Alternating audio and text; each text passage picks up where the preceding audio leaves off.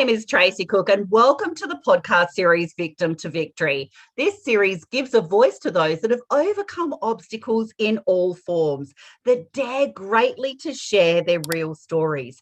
Amazing humans like our upcoming guest. She is phenomenal. She is a powerhouse. She is empowering and inspiring, and she has seen hope and risen above those adversities to become victorious, that now support and inspire others to do the same. And today we are giving a voice to Brook Visser. Thank you very much for joining us on the Victim to Victory. Thank you. Welcome. So before we get into your story, Brook, first of all, we met on a reality show in the US in 2019. So that was phenomenal with the Higdon group. So I've seen Brook transform, and I have seen her journey go from the US to Europe. Her family is amazing. She is a super mum, and she's all about fun and vitality and really embracing the people around her with health and wellness and mindset. And she is such a genuine, real person. She is the real deal. And when she speaks, it is always so mesmerizing and so on topic. So please go ahead and follow Brook, because what she's about to share with you with her story is impactful, and it's also empowering and inspiring. And that's what we're all about here at Victim to Victory. So Brook, where does your story start? That's a good question. So my story started, we used to live abroad and we moved back to the US. And when I was in the US, I decided to try this whole entrepreneurial thing. And I bombed. I was terrible. I was awful at it. And I thought I was really good at it. And my director had me do some really bizarre things that worked for her, but they did not work for me. So that's when I got this whole thing like, oh, I'm bad at this. Oh, I'm terrible. This is awful. And I used to do things to myself like, okay, if you don't have a class today, you've got to run around the circle 5 times. So I'm out there running around the circle all the time because I was terrible at it. And I finally realized that what I'm really good at is this, of being online, of talking to people through videos. I'm not good, very, very good at belly to belly talking to people. I'm actually quite an introvert, but I could do this forever. So I really had to realize what I was good at and say, you know what? I have to do it my way, not your way. 100%. So was this more of a mindset, or was this more of a personality trait, or where did this actually come from that you prefer online? I think, well, I've always been an actor. I've always liked to be like, look at me right now, look at me over here, look at me. Now, you were in Cyndi Lauper's clip as well, weren't you? I was. And I was in Girls Just Want to Have Fun. And if you blink, you will miss me, because every time I came into the camera, they would cut it. I'm like, oh, how could they do that? And I think I know why. Because I didn't do what the choreographer wanted us to do. She wanted to do these kind of weird movement. And I'm like, I'm not doing that. I'm doing my own movement. So they cut me out of it. Oh, no. But you've done some pretty amazing things like that. What's that? You've done some pretty amazing things with like your theater and things like that, haven't you? Yeah, it was fun. You know, I lived in New York for 6 years, and it was in the early 80s, and aerobics was just coming into play, and I was teaching aerobics, and I taught aerobics to Madonna. That is when fantastic. She was just, making a big star of herself. It was a great place to live, great time of year. And where you are at the moment, because you've gone through this entrepreneurial journey, talk to us about a little bit about some of the challenges through personal growth that you might have faced. Oh, I've had a few. So when I was 45, I had a baby when I was 42. When I was 45, I had a stroke. And this stroke really had us completely start a new chapter. This is when we lived on San Juan Island, north of Seattle. And the stroke, I couldn't read or write or talk for about 2 years. Well, I could talk, but I couldn't read or write. So my husband said, you know what, let's just move to Europe and we'll get these synapses working. And I'm like, sure, whatever. So we just piled our 3 kids and we auctioned our house. We sold most of our furniture. We got rid of a lot of stuff. And first we moved down to Uruguay, and we realized that was just too far away. We lived there for 4 years, and then we moved to Europe, and we stayed there for 7 years. So that was a huge chapter in my life, because I realized I almost died, and that would be horrible. So then it just kind of shifted in my brain, like, you have to do what you want to do. You got to do it now, because you never know. And the reason why I had a stroke was I was jumping on a trampoline with my 8-year-old daughter and I fainted. Well, I thought I fainted, but what happened was the plaque went up into my brain and it caused a stroke.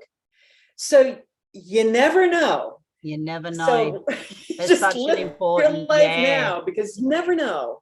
It's such an important message, because I know that you live life, definitely, we hear it to the fullest, but you actually live life to the fullest. You've gone through that stroke, and you want, the best version of yourself every single day. And you see that with your presence online. You see that with your family and the way you talk with and be with people as well. Now, what is the biggest challenge with moving so much with such a young family, having a baby later in life, and kind of bringing it all together so that you can still be the best version of yourself every day? I think the challenge, I live through my kids, and I'm always just so scared, like, oh, are they going to make friends? Is this going to be too hard for them? We tossed our kids into a Spanish school when they were, how old? 5, 6, and 8. We just threw them in there. And I remember picking them up at the end of the day going, oh God, I hope they're smiling. Oh, please. So that's the biggest thing, is that I hope and pray I didn't make a huge mistake. I hope that this is going to work. And so far it has worked out beautifully, but that's the big scary thing for us.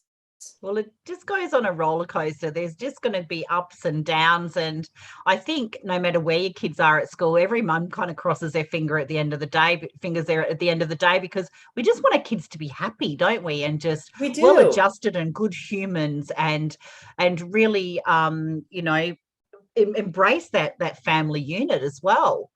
Now, I want to touch on, if that's okay, Brooke, you are recently a collaborative author in the Power of Yes book. Talk us through a little bit about what your chapter's about. So my chapter was about when I moved from Europe to the States, and I was yanked out of my comfort zone. That was the title of the chapter title. And it was all the things I had to do in this online, well, it wasn't even online, in this entrepreneurial MLM I was in, that was completely against what I am. I mean, we had to go and approach strangers in the mall. I mean, come on.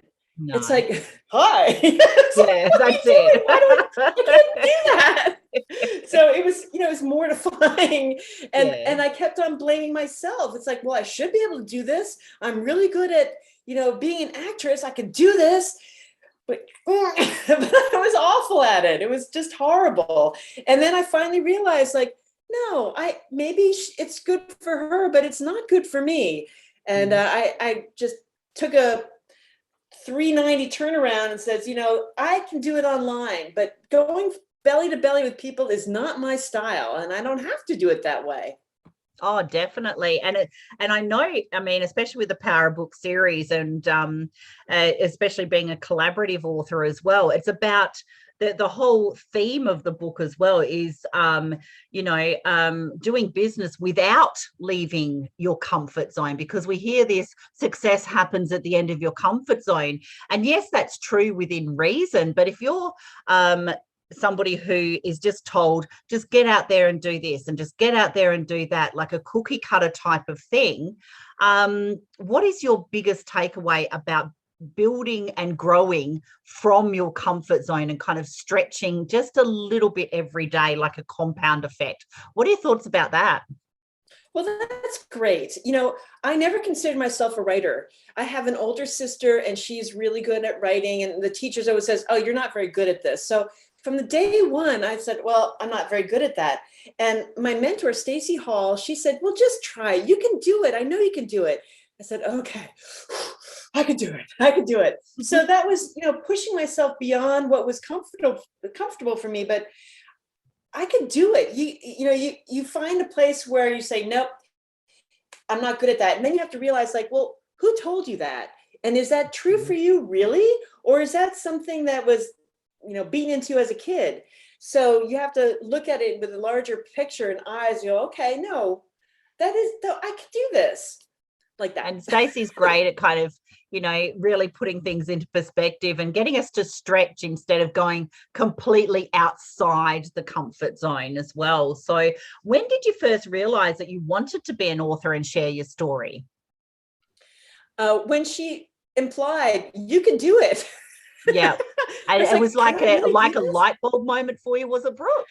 It was. It's like, and then I had a conversation with Lily. Is she the editor? Lillian? Yep. Yeah. And she helped me a lot. She says, okay, you can do this. And she kind of helped me step by step. And I just wrote it all down. I said, oh, I can. And it was funny because I pushed it off. I didn't write it. And finally I said, okay, today I'm going to write it. And I just did it. I just got in there and did it. Just in one day, just like, okay, that felt good. It's amazing what we can do when we just take action, isn't it? And what was one of your most surprising things that you learnt in writing your chapter? That it's me, that I did that this is my voice that came out. And that is kind of incredible, that you realize that each book that's their voice. And I really like that. I think that was a huge thing that I realized, like, this is me. That's wonderful. And there's an actual neuroscience too, from kind of thinking it in your head, and whether it's, typing it, but more essentially writing it with a pen as well. There's an actual neuroscience of your personality going into each and every single page. Now, what do you wish the reader of your chapter really takes away from your chapter?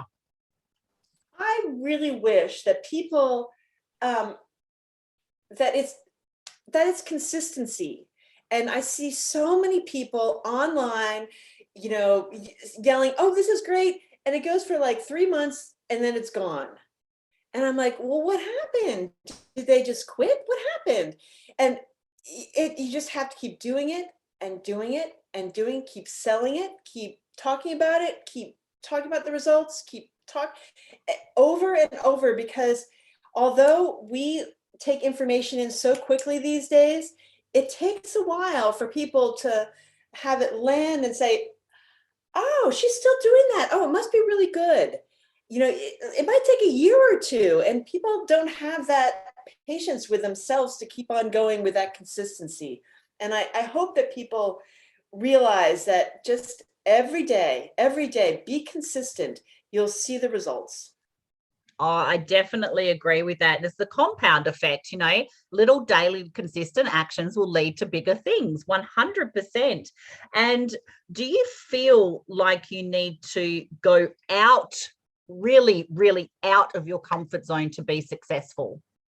And I think we touched this earlier in the conversation as well, just to stretch ourselves as well. So What would Well, I you think it's, say to I someone think, who's being told, like you were, go to the mall and do this and do that? I mean, what advice or tips would you give them around that as well?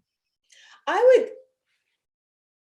I would almost say, well, try it, because see if you like it. I hated it. I felt, and so the director had me go and talk to one person. She goes, okay, well, let's go in the store and talk to the sales lady. I'm like, okay. So I'm like, how are you?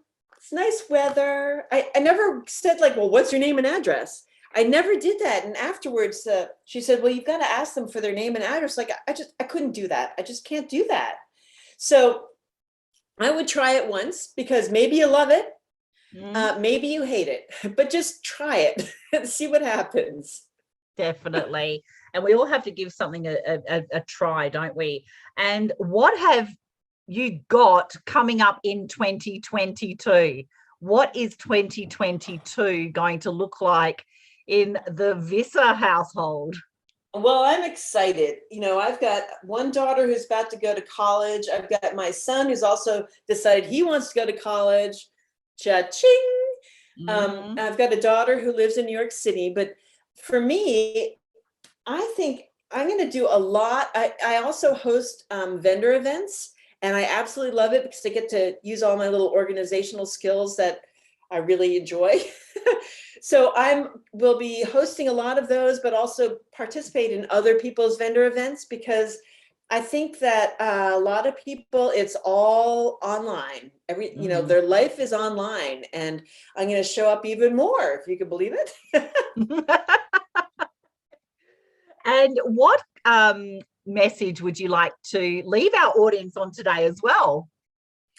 My message is live life to the fullest, because you never know when it's going to end. And I really mean that. It sounds like a soap opera, like whatever, live life to the fullest or whatever, but I really mean it, because you never know. And secondly, just be consistent. Take those little tiny steps every day, even when you wake up and you go, oh, I don't want to do this. Just take little tiny steps every day, and you will look back and go, oh, I did it. And look at what I got from it. This is great. Definitely. Do you journal as well? Do you journal? I do not.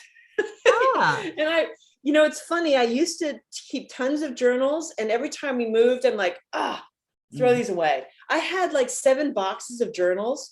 And what I used to do is get the black ones, and I would paint with nail polish on the cover. Threw them all away. I don't know. One of these days, maybe I'll get back to it. But for me, it takes a lot of space up, and we're about to move because we bought a house. Yes. Yes. Like, throw out more stuff. No, that is absolutely fantastic. Thank you for being a fellow author in the Collaborative Power of Yes book series, building your network marketing business without leaving your comfort zone. And thank you very much for sharing your story. We'll be sharing where to connect with Brook.